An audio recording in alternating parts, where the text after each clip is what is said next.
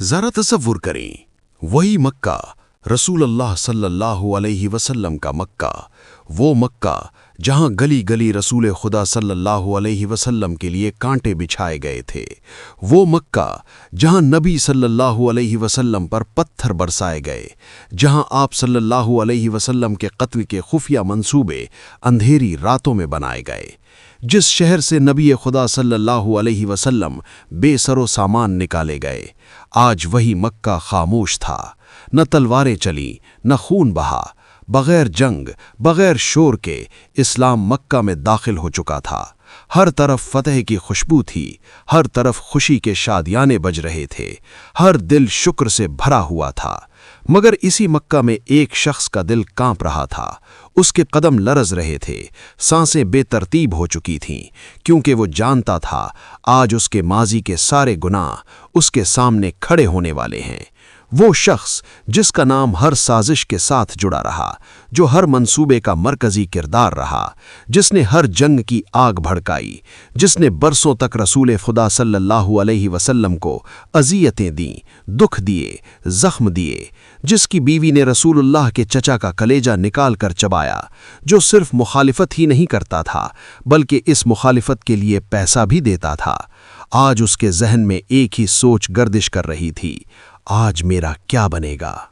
وہ خود سے کہہ رہا تھا، میں نے محمد صلی اللہ علیہ وسلم کو شہر سے نکالا، میں نے ان کے خلاف جنگیں برپا کیں، میں نے قریش کو بھڑکایا، میں نے برسوں ان کی مخالفت کی، تو آج فاتح بن کر آنے والا شخص میرے ساتھ کیا کرے گا؟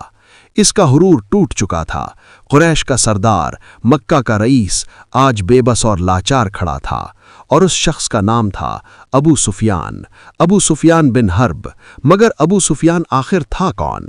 وہ رسول اللہ صلی اللہ علیہ وسلم سے اتنی نفرت کیوں کرتا تھا؟ کیا یہ صرف ضد تھی یا اقتدار، غرور اور سرداری کے چھن جانے کا خوف؟ آخر وہ نبی صلی اللہ علیہ وسلم کے پیغام سے سب سے زیادہ خوفزدہ کیوں تھا؟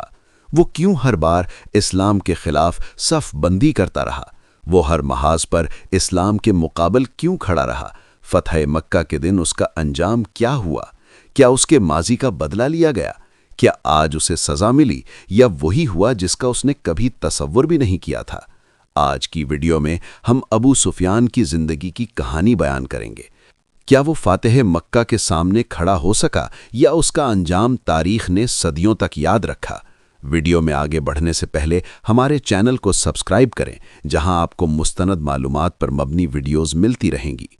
ابو سفیان کا نام صخر بن حرب بن امیہ بن عبد شمس بن عبد مناف بن قصی بن قلاب تھا۔ وہ قریش کے معزز اور طاقتور خاندان بنو امیہ سے تعلق رکھتے تھے۔ ان کا نسب قریش کے اس اعلیٰ سلسلے سے جا ملتا تھا جو مکہ میں شرافت، قیادت اور اقتدار کی علامت سمجھا جاتا تھا۔ عبد مناف وہی بزرگ تھے جن سے رسول اللہ صلی اللہ علیہ وسلم کا نسب بھی ملتا تھا۔ اس طرح ابو سفیان اور نبی کریم صلی اللہ علیہ وسلم ایک ہی جد اعلیٰ میں شریک تھے، اگرچہ دونوں کی شاخیں الگ تھیں۔ تاریخی مصادر کے مطابق ابو سفیان کی پیدائش تقریباً 560 عیسوی کے آس پاس مکہ میں ہوئی تھی، یعنی وہ بعثت نبوی سے قریباً 50 سال قبل پیدا ہوئے تھے۔ وہ ایک ایسے گھرانے میں پیدا ہوئے تھے جو مکہ کی سیاست، تجارت اور سفارت میں مرکزی حیثیت رکھتا تھا۔ ان کے والد حرب بن امیہ قریش کے ممتاز سرداروں میں شمار ہوتے تھے اور اپنے زمانے میں عبد المطلب کے ہم پلہ سمجھے جاتے تھے۔ اسی خاندانی عظمت اور سرداری کے ماحول میں ابو سفیان کی پرورش ہوئی تھی۔ بچپن ہی سے ان کی تربیت، قیادت، معاملہ فہمی اور قبائلی روایات کے مطابق کی گئی تھی، جس نے آگے چل کر ان کی شخصیت کو ایک مضبوط قریشی رہنما کے طور پر ابھارا تھا۔ اسلام سے قبل ابو سفیان مکہ کے کامیاب ترین تاجروں میں شمار ہوتے تھے۔ مکہ چونکہ زرعی لحاظ سے کمزور تھا، اس لیے اس کی معیشت مکمل طور پر تجارت پر قائم تھی۔ شام اور یمن کے تجارتی قافلے قریش کی زندگی کی بنیاد تھے، اور ابو سفیان ان قافلوں کے اہم ترین منتظم اور قائد ہوا کرتے تھے۔ وہ شام کے تجارتی سفر کی قیادت کرتے تھے اور قریش کا سب سے بڑا سرمایہ انہی کے قافلوں کے ذریعے گردش میں رہتا تھا۔ اس تجارت نے انہیں دولت، تجربہ اور عرب دنیا کے حالات کا گہرا شعور عطا کیا تھا۔ وہ نہ صرف مالدار تھے بلکہ انتہائی ذہین، دور اندیش اور حالات کو سمجھنے والے شخص تھے۔ گفت و شنید، معاہدات اور قبائلی سیاست میں انہیں خاص مہارت حاصل تھی۔ اسی وجہ سے دار الندوہ، جو قریش کی مجلس شورا تھی، وہاں ان کی رائے کو غیر معمولی اہمیت دی جاتی تھی۔ مکہ کے بڑے فیصلے، چاہے وہ امن سے متعلق ہوتے یا جنگ سے، اکثر ابو سفیان کی مشاورت کے بغیر مکمل نہیں سمجھے جاتے تھے۔ جب رسول اللہ صلی اللہ علیہ وسلم نے توحید کی دعوت پیش کی تو ابو سفیان نے اس دعوت کو محض ایک مذہبی پیغام نہیں سمجھا، بلکہ اسے مکہ کے سیاسی، سماجی اور معاشی نظام کے لیے ایک سنجیدہ خطرہ تصور کیا۔ ان کے نزدیک یہ دعوت قریش کی صدیوں پرانی بالادستی، بت پرستی کے نظام اور تجارتی مفادات کو چیلنج کر رہی تھی۔ اسی سوچ کے تحت وہ اسلام کے ابتدائی مخالفین میں شامل رہے تھے۔ اسلامی تاریخ کے ابتدائی دور میں جب رسول اللہ صلی اللہ علیہ وسلم نے مکہ کی سرزمین پر توحید کی آواز بلند کی تو یہ دعوت صرف ایک مذہبی اعلان نہیں تھی، بلکہ وہ ایک ایسا پیغام تھا جو مکہ کے پورے سماجی، سیاسی اور معاشی نظام کو بدل دینے والا تھا۔ اسلام کی دعوت شروع ہوئی تو مکہ کے سرداروں نے ابتدا میں اسے معمولی سمجھا، لیکن جب لوگوں کی توجہ رسول اللہ صلی اللہ علیہ وسلم کی طرف بڑھنے لگی اور توحید کا پیغام عام ہونے لگا تو قریش کے لیے یہ بات واضح ہو گئی کہ یہ دعوت ان کے مذہبی نظام کو ختم کر دے گی۔ یہی وہ مرحلہ تھا جب ابو سفیان بن حربی ان لوگوں میں شامل ہو گئے جو اس نئی دعوت کو روکنا چاہتے تھے۔ ان کی مخالفت کی بنیاد صرف مذہبی اختلاف نہیں تھی، بلکہ مکہ کی سیاسی برتری، قریش کی سرداری اور تجارت پر قائم پورا نظام تھا جسے وہ خطرے میں دیکھ رہے تھے۔ قریش کے سرداروں نے رسول اللہ صلی اللہ علیہ وسلم کے خلاف سب سے پہلے جو طریقہ اختیار کیا وہ نفسیاتی اور سماجی دباؤ تھا۔ کبھی رسول اللہ صلی اللہ علیہ وسلم کے بارے میں لوگوں میں شکوک پیدا کیے گئے، کبھی آپ صلی اللہ علیہ وسلم کی بات کو جھٹلانے کی کوشش کی گئی، اور کبھی آپ صلی اللہ علیہ وسلم کے ماننے والوں کو ڈرایا گیا۔ ابو سفیان ان سرداروں کے ساتھ کھڑے رہے جو سمجھتے تھے کہ اگر اس دعوت کو اسی وقت نہ روکا گیا تو قریش کے ہاتھ سے اختیار نکل جائے گا۔ اس زمانے میں مکہ کے بڑے بڑے فیصلے دار الندوہ میں ہوتے تھے، اور یہی وہ حلقہ تھا جہاں رسول اللہ صلی اللہ علیہ وسلم کے خلاف حکمت عملی تیار کی جاتی تھی۔ ابو سفیان ان اہم لوگوں میں شامل تھے جن کی رائے قریش کے فیصلوں میں اثر رکھتی تھی، اور رسول اللہ صلی اللہ علیہ وسلم کے خلاف ہر سازش میں ابو سفیان کا مرکزی کردار ہوتا تھا، کیونکہ انہیں مکہ میں ایک خاص مرتبہ حاصل تھا۔ جب مسلمانوں کی تعداد بڑھنے لگی تو قریش نے ظلم اور تشدد کا راستہ اختیار کیا۔ کمزور مسلمانوں کو نشانہ بنایا گیا، غلاموں پر سختیاں کی گئیں، نئے ایمان لانے والوں کو قبیلوں کی حمایت سے محروم کر کے ستایا گیا۔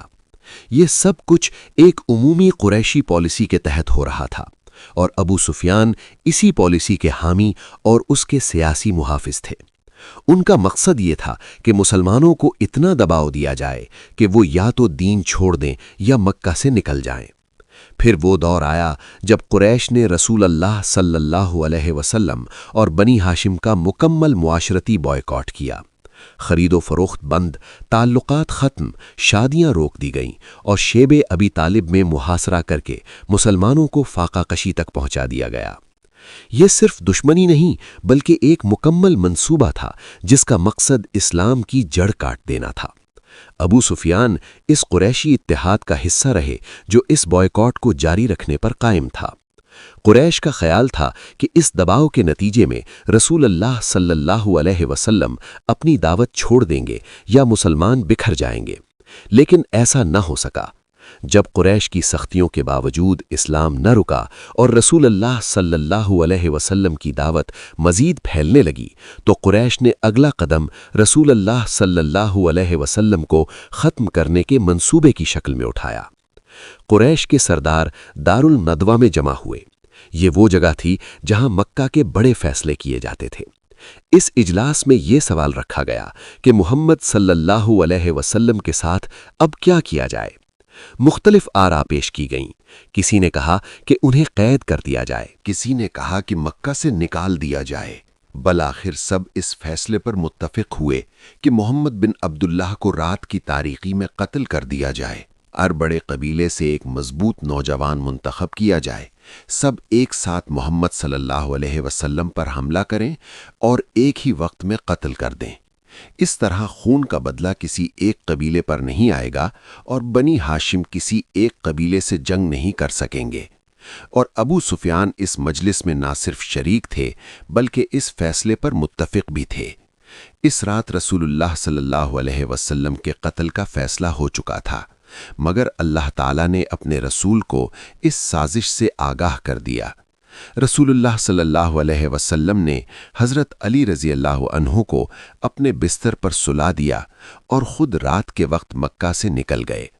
قریش کے نوجوان گھر کو گھیرے بیٹھے رہے، مگر انہیں معلوم نہ تھا کہ رسول اللہ صلی اللہ علیہ وسلم ان کے درمیان سے محفوظ نکل چکے ہیں۔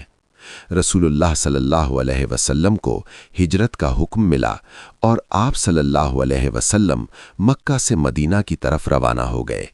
صبح جب وہ اندر داخل ہوئے تو بستر پر حضرت علی رضی اللہ عنہ کو پایا۔ اس وقت انہیں احساس ہوا کہ ان کا منصوبہ ناکام ہو چکا ہے۔ یہی وہ مرحلہ تھا جس کے بعد ہجرت کا راستہ کھلا۔ مسلمان مدینہ چلے گئے، مگر قریش کی دشمنی یہاں ختم نہیں ہوئی بلکہ مزید خطرناک صورت اختیار کر گئی۔ ابو سفیان نے بھی اس ہجرت کو قریش کے لیے ایک بہت بڑا سیاسی نقصان سمجھا، کیونکہ مدینہ میں مسلمانوں کو آزادی مل گئی تھی اور اب اسلام صرف عبادت تک محدود نہیں رہا تھا بلکہ ایک ریاستی قوت بننے لگا تھا۔ مدینہ میں اسلام کے استحکام کے بعد قریش کو سب سے بڑا خطرہ یہ محسوس ہوا کہ مسلمانوں کی موجودگی اب تجارتی راستوں کے لیے خطرہ بن سکتی ہے۔ شام کے راستے قریش کی معیشت کی بنیاد تھے۔ ابو سفیان چونکہ قریش کے بڑے تاجر اور قافلوں کے قائد تھے، اس لیے یہ خطرہ براہ راست ان کے مفادات سے ٹکراتا تھا۔ اسی وجہ سے وہ مسلمانوں کے خلاف زیادہ سرگرم ہو گئے۔ ہجرت مدینہ کے بعد یہ حقیقت قریش پر واضح ہو چکی تھی کہ اسلام اب مکہ کی گلیوں تک محدود نہیں رہا۔ مسلمان مدینہ میں ایک آزاد جماعت بن چکے تھے اور رسول اللہ صلی اللہ علیہ وسلم کی قیادت میں ایک ایسا مرکز قائم ہو چکا تھا جو صرف عبادت نہیں بلکہ نظم، اتحاد اور قوت کی بنیاد رکھتا تھا۔ قریش نے شروع میں سمجھا تھا کہ ہجرت مسلمانوں کو کمزور کر دے گی، لیکن وقت کے ساتھ ان کے اندازے غلط ثابت ہونے لگے۔ مدینہ میں مسلمان منظم ہو رہے تھے، ان کے دل مضبوط ہو رہے تھے اور ان کے ساتھ دوسرے قبائل کے روابط بڑھ رہے تھے۔ یہی چیز قریش کے لیے خطرے کی گھنٹی تھی۔ قریش نے مسلمانوں کے خلاف دشمنی صرف ہجرت سے پہلے نہیں کی تھی بلکہ ہجرت کے بعد بھی ان کا مقصد یہی تھا کہ مدینہ میں ابھرنے والی اسلامی قوت کو ختم کر دیا جائے۔ قریش نے مسلمانوں کے گھر، کاروبار اور اموال مکہ میں ضبط کر لیے تھے۔ جو لوگ مکہ سے نکلے تھے وہ اپنا مال چھوڑ کر آئے تھے اور قریش نے ان اموال کو اپنی تجارت میں لگا دیا تھا۔ مسلمانوں کے لیے یہ صرف ایک دینی یا جذباتی معاملہ نہیں تھا بلکہ ایک واضح ظلم اور معاشی لوٹ مار تھی۔ اسی لیے مدینہ میں یہ احساس پیدا ہوا کہ قریش کی اس تجارت کو روکا جائے جو مسلمانوں کے ہی لوٹے ہوئے مال سے چل رہی تھی۔ مکہ کا ایک تجارتی قافلہ جو شام سے واپس آ رہا تھا، اس قافلے کی قیادت ابو سفیان کے ہاتھ میں تھی۔ قافلہ مال سے بھرا ہوا تھا اور قریش کے بڑے بڑے سرداروں کا سرمایہ اس میں لگا ہوا تھا۔ مسلمانوں نے ارادہ کیا کہ اس قافلے کو روکا جائے کیونکہ یہ قافلہ دراصل انہی اموال سے تیار ہوا تھا جو مسلمانوں سے چھینے گئے تھے۔ مقصد جنگ چھیڑنا نہیں تھا بلکہ ظلم کا جواب لینا اور قریش کو یہ احساس دلانا تھا کہ مدینہ اب کمزور نہیں رہا۔ ابو سفیان نہایت چالاک اور تجربہ کار شخص تھا۔ اسے قافلے کے خطرے کا اندازہ ہو گیا۔ اس نے جاسوسوں کے ذریعے مسلمانوں کی نقل و حرکت کا پتہ لگایا اور فوراً قافلے کا راستہ بدل دیا۔ ساتھ ہی اس نے مکہ پیغام بھی بھیجا کہ مسلمان قافلے کو روکنے آ رہے ہیں، لہٰذا قریش فوراً مدد کے لیے نکلے۔ یہ پیغام مکہ میں آگ کی طرح پھیل گیا۔ قریش نے اسے صرف قافلے کا مسئلہ نہیں سمجھا بلکہ اسے اپنی عزت، سرداری اور تجارتی طاقت پر حملہ تصور کیا۔ یہاں سے جنگ بدر کی بنیاد مزید مضبوط ہو گئی۔ قریش نے فیصلہ کیا کہ وہ صرف قافلہ بچانے نہیں جائیں گے بلکہ مسلمانوں کو سبق سکھانے جائیں گے۔ مکہ سے ایک بڑا لشکر نکلا جس میں قریب 1000 افراد شامل تھے۔ ان کے پاس گھوڑے بھی تھے، اونٹ بھی، اسلحہ بھی اور جنگی ساز و سامان بھی۔ قریش کے بڑے سردار اس لشکر میں شریک تھے ان کے ساتھ گانے والی عورتیں بھی تھیں، دف بج رہے تھے اور وہ اپنے غرور کے ساتھ نکلے تھے، جیسے انہیں یقین ہو کہ فتح ان کے قدم چومے گی۔ ادھر مسلمانوں کی تعداد بہت کم تھی۔ مسلمانوں کے پاس صرف چند گھوڑے تھے، اسلحہ بھی محدود تھا، اور لشکر کا مقصد پہلے دن سے باقاعدہ جنگ نہیں تھا۔ مگر جب خبر ملی کہ قریش کا پورا لشکر میدان میں آ چکا ہے تو مسلمانوں کے سامنے صرف دو راستے رہ گئے، یا پسپائی اختیار کریں یا ثابت قدمی کے ساتھ مقابلہ کریں۔ رسول اللہ صلی اللہ علیہ وسلم نے مسلمانوں سے مشورہ کیا، ان کی رائے لی اور پھر فیصلہ کیا کہ اب یہ جنگ حق و باطل کا مارکا بن چکی ہے، اسے قبول کیا جائے گا۔ مگر اللہ کی نصرت غالب آئی اور 313 مسلمانوں نے 1000 کفار کو عبرتناک شکست دے دی۔ اس شکست کے بعد قریش کے 70 آدمی مارے گئے اور 70 قید ہو گئے۔ یہ تعداد صرف ایک عدد نہیں تھی، بلکہ قریش کے غرور کی قبر تھی۔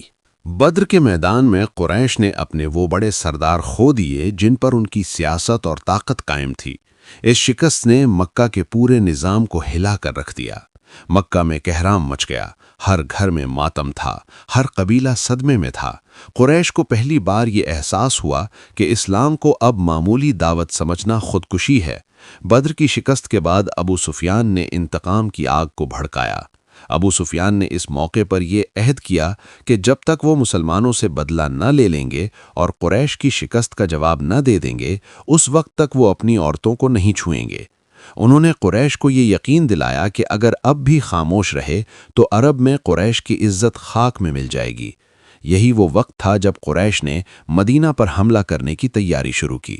ابو سفیان نے لشکر تیار کیا، قبائل کو متحد کیا، وسائل جمع کیے اور مسلمانوں کے خلاف جنگی منصوبہ بنایا۔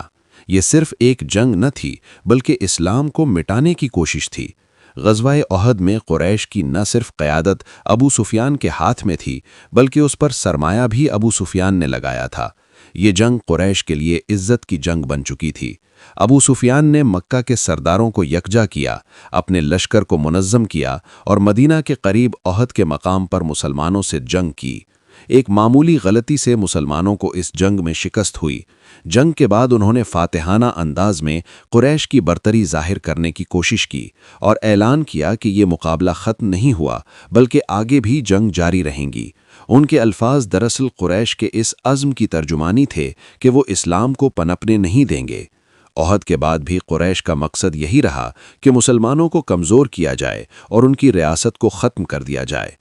ابو سفیان مسلسل قریش کے اندر اس سوچ کو مضبوط کرتے رہے کہ محمد صلی اللہ علیہ وسلم کی دعوت کو اگر نہ روکا گیا تو پورا عرب بدل جائے گا۔ ان کی مخالفت اب ذاتی نہیں رہی تھی، بلکہ وہ اسے قریش کے وجود کا مسئلہ بنا چکے تھے۔